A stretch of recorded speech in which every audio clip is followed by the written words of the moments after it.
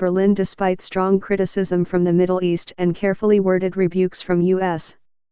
allies. President Trump is expected to formally recognize Jerusalem as the capital of Israel on Wednesday and to announce moving the U.S. embassy there in a decision which would upend decades of U.S. policy. Several countries, among them many U.S.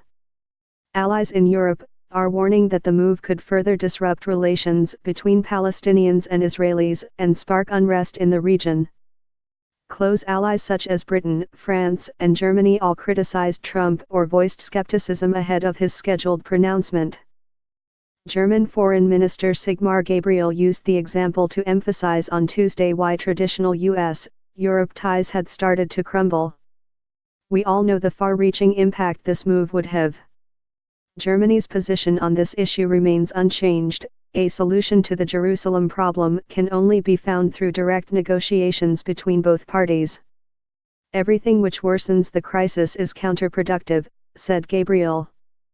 The German foreign minister's words were echoed by French President Emmanuel Macron on Tuesday, who reaffirmed that the status of Jerusalem must be resolved through peace negotiations between Israelis and Palestinians, according to a statement released by the French embassy in Washington.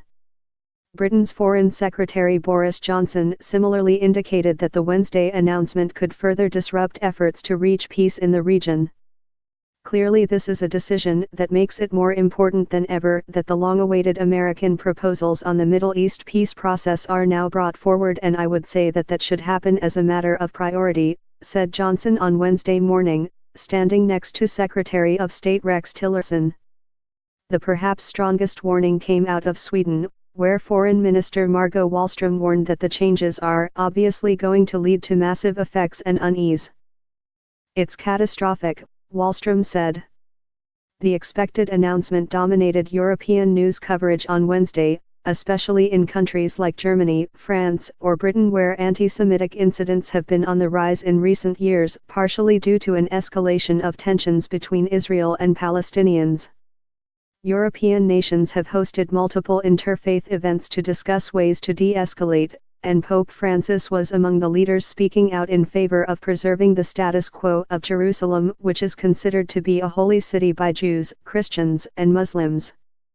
"The Holy Land is for us Christians the land par excellence of dialogue between God and mankind. The primary condition of that dialogue is reciprocal respect and a commitment to strengthening that respect, for the sake of recognizing the rights of all people, wherever they happen to be," the Pope said. He also spoke to Palestinian President Mahmoud Abbas on Tuesday. Abbas had also reached out to the presidents of Russia and France, as well as King Abdullah of Jordan on Tuesday, urging them to stop the formal recognition.